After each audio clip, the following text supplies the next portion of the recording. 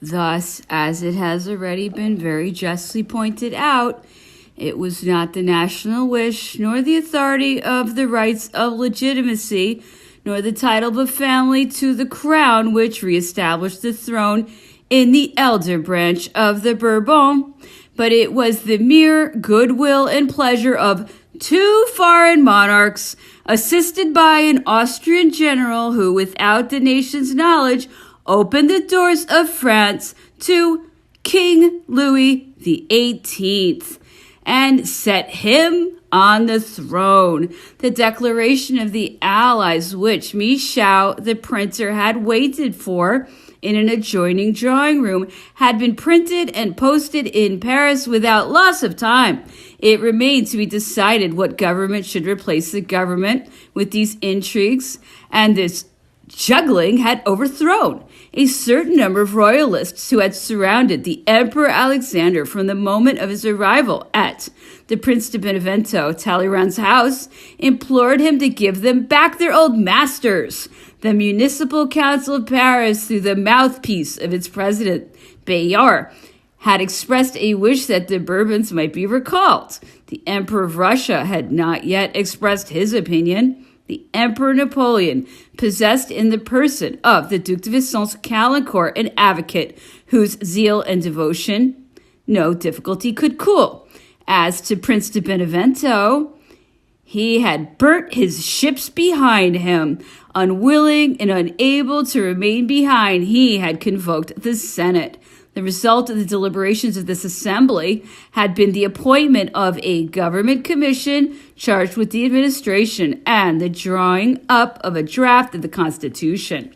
This provisional government had Prince de Benevento at its head as president, and as members, General Bournonville, Duke d'Alberg, Senator Jaucourt, and Abbé Montesquieu.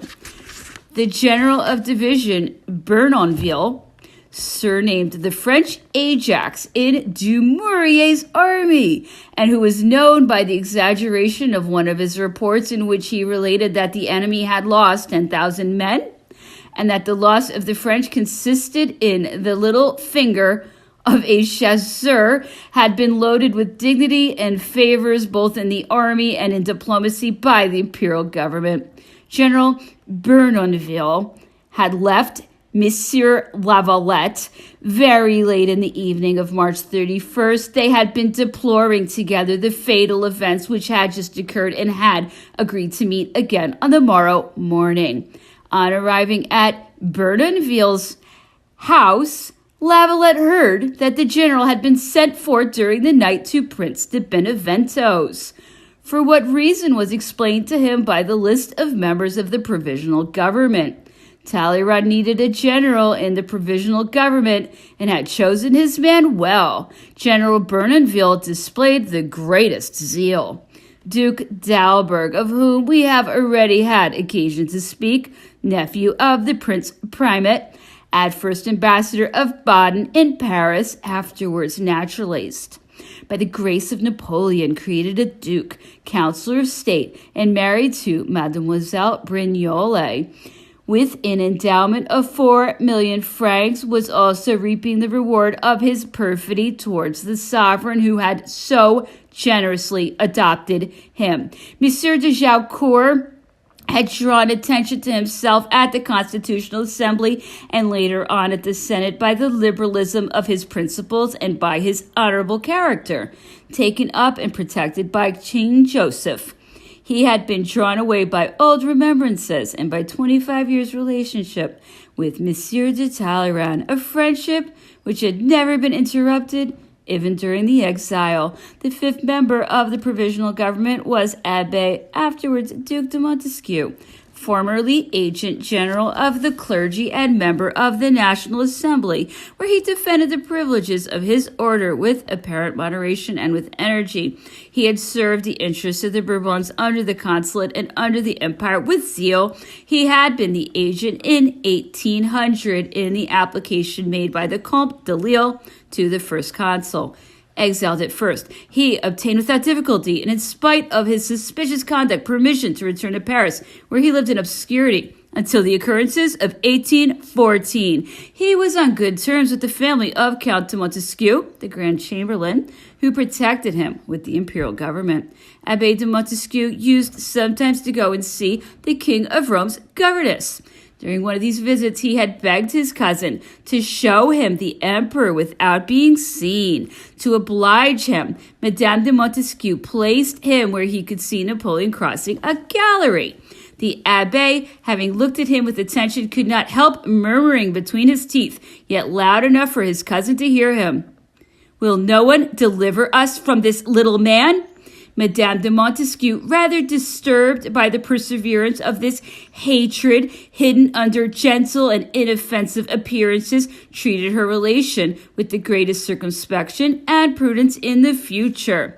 Prince de Benevento, whose greatest skill always consisted in turning events to his profit and giving the last blow to the different governments who employed him, when fortune abandoned them, made use of a corporation which bore the title of conservative to consummate the emperor's ruin. This corporation, to which Napoleon, in his order of the day of April 4th, addressed to the army, made such just and such killing reproaches, disposed of the government of France without having the authority to do so, and was careful not to forget in its draft of a constitution to stipulate for the permanent enjoyment of its salaries and the privileges which it had received from the emperor himself. The legislative body adhered to all the acts of the Senate. The nucleus of deputies was got together to represent this assembly some way or other. It was completed later on. Whatever it may have done, it was anticipated and excelled in servility by the Senate. A torrent of insults, libels, and calumnies of all sorts suddenly took the place of the demonstrations of respect and the protestations of devotion towards the emperor, who only the day before had been incensed to the extent of adulation.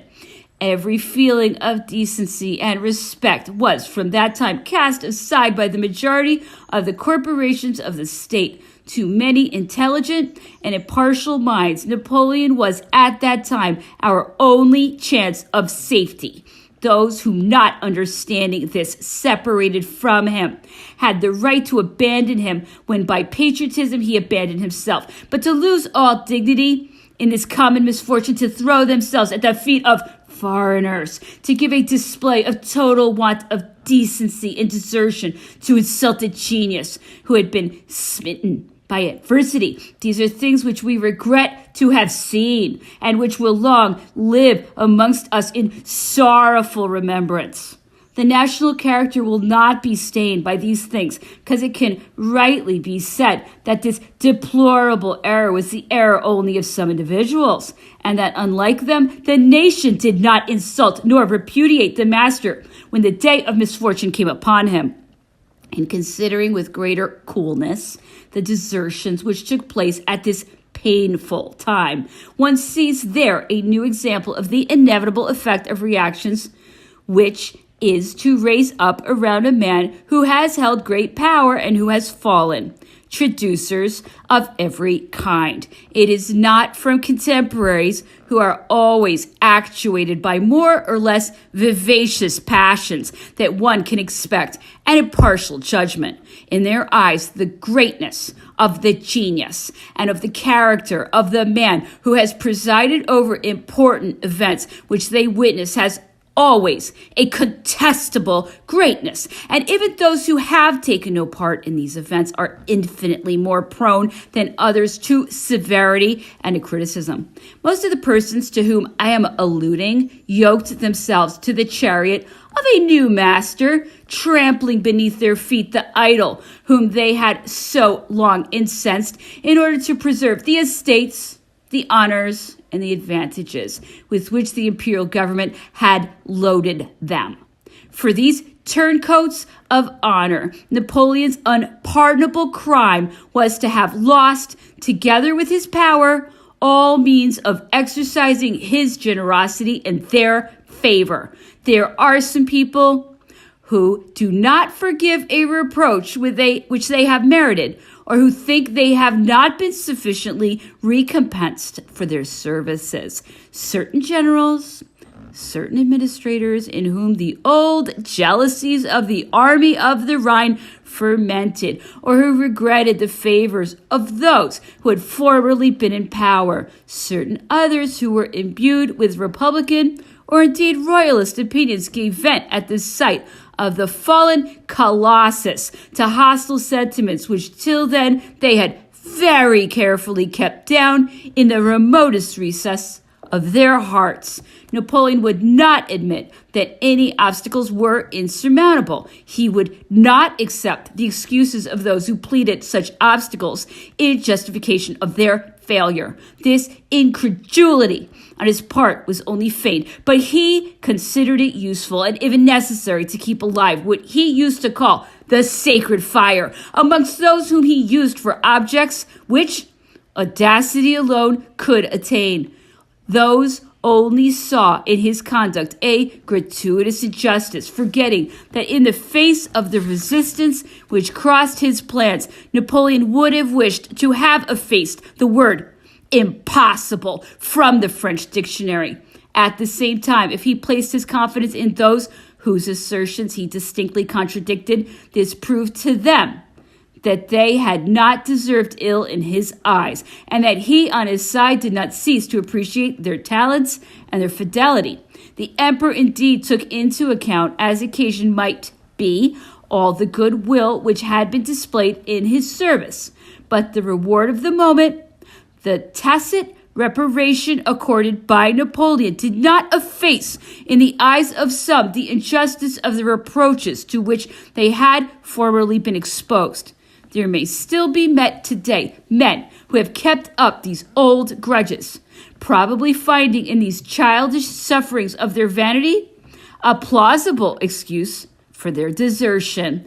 A certain number of persons bore Napoleon a grudge for not having appreciated the wisdom of their advice and for having opposed their calculations and crossed their views for the future in the accomplishment of his designs. Others, no doubt, with more susceptible but not more equitable feeling, remembered that their demonstrations of devotion had not always been received with the show of sympathy proportionate to the outward signs of their assiduity. Those, however, ought to recognize the fact they suffered no harm thereby, that the mind unconsciously possesses mysterious instincts which attract or repel, but which in no way bring about any alteration in point of esteem and confidence. Do not their tardy complaints on this head tend to prove that their devotion was not really very sincere? The emperor's disapproval of certain alliances which had been contracted by people whom he liked, with families who were rich but not respected, excited the resentment of those who had contracted these marriages.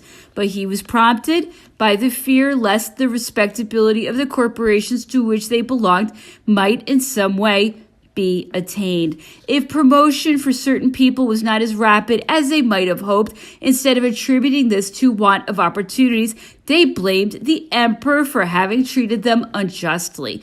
It would, however, be difficult to mention genuine examples of real services or of acknowledged talents which were neglected by Napoleon, even in the case of men whom he had authorized to consider his enemies.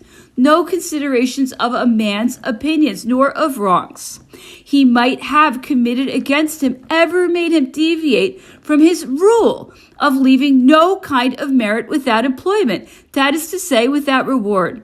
A longer enumeration of the causes which raised up enemies for Napoleon amongst those who served him would be superfluous, when in order to rescue France from the tyrannical pretensions of England and to replace her in the rank whence the successive aggrandizements of her neighbors tended to bring her down, Napoleon charged himself with labors, with privations, with dangers of every kind, when he renounced all the pleasures of life and disdained that material comfort which even the loftiest minds sometimes need, when he exposed himself to temporary unpopularity in order to assure the success of plans fertile in the great future results, the secrets thereof being alone known to him. He had a right to exact the same sacrifices from those he employed.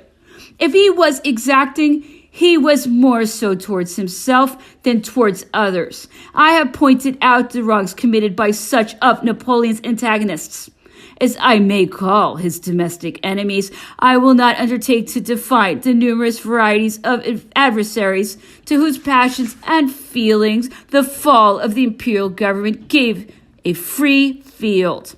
The principal head of indictment in which they unite against the emperor is that after the splendid victories which he gained over the coalition, he did not relax the springs of his dictatorial government. They will not recognize the understanding which existed amongst our enemies, nor the persevering system of hostilities of that coalition whose immense resources enabled it to repair its losses and unceasingly recommence the struggle. It was not whilst in the face of numerous active enemies constantly springing up afresh that Napoleon could indulge in such experiments as the extension of political liberties. These reproaches springing from bad faith, from ignorance, or from want of sense. We have seen them serving the hatred and the implacable rancor of the foreign powers, associating themselves with the interested passions of the princes and courtiers following in their train. And this concert of complaints and recriminations, which are but little justified, has created a current of opinion hostile to the emperor in accrediting calumnies with which for a long time the present generation has been duped in France as well as abroad. The contagion of these feelings of opposition to the unhappy emperor has not spared the majority of the leaders of the army. Instead of answering Napoleon's vibrating appeal, they forced him to abdicate. The emperor had consented to this sacrifice in order to protect the rights of his son, the Duc de Vicence, to whom the emperor added the title Duc de Ragusa and Prince de la Moscova, and in the absence of the former, Duc de Tarente, were charged by Napoleon to carry this document to the allied sovereigns. But Marmont, on whose attachment he thought he could rely in days of adversity, urged on by the fatality which seemed to weigh upon his name, abandoned the French eagles at this moment. Monsieur Lafitte, pressed by the firm of La Sabatie of Bordeaux to make the Duc de Ragusa's family act upon him, had persuaded the marshal's brother-in-law a few days before to go to him, so that he might point out to him the uselessness of any further resistance. This seed of insubordination fell on a soil which was not prepared at that time to receive it, but it later on bore fruits. Marshal Marmont's desertion was a mortal blow to the imperial cause. It decided the Emperor Alexander, who till then had appeared to hesitate on the question of a regency, to exact in the name of the allied powers the unconditional abdication of the emperor. This notification was handed to the French imperial plenipotentiaries in the night of April 4th. On the 6th document by which Louis XVIII was recalled to the throne of France was published in Paris. The unexpected return of the Bourbons to France after an exile of 25 years naturally makes one think of the vicissitudes which this prince experienced during that long period. Louis XVIII, who was at that time known by the name of Count de Lille, had at first gone to Mitau in the month of March 1798 on the invitation which had been made to him by Tsar Paul I out of hatred for the French Revolution. But his sentiments for Louis XVIII changing completely, he very roughly sent him a command to leave Russian territory. The Emperor Alexander, having broken off with France, re-established only 4 years after this expulsion the pension of 200,000 rubles, which his father had granted to Count de Lille, and invited the prince to return to Mitau at the time of the conclusion of the Tilsit peace. Count de Lille left Mitau suddenly. The variations of Russian politics were, during 10 years, the thermometer of favor or the disfavor in which the head of the House of Bourbon was held. Count de Lille had left Mitau without having been asked to do so by Alexander, but the Tsar, in transmitting to the Emperor Napoleon the news of the prince's departure, informed him at the same time that he did not know what had prompted it. Napoleon sent word to Alexander that he attached very little importance to the Pretenders' movements, and that he would very gladly give him Versailles to live in if the Count de Lille cared to come to France. The future king of France afterwards went and established himself in England, but did not receive the authorization to reside in London. He afterwards went to settle himself at Hartwell, where he hired the mansion and remained there until 1814, at the time when he returned to France.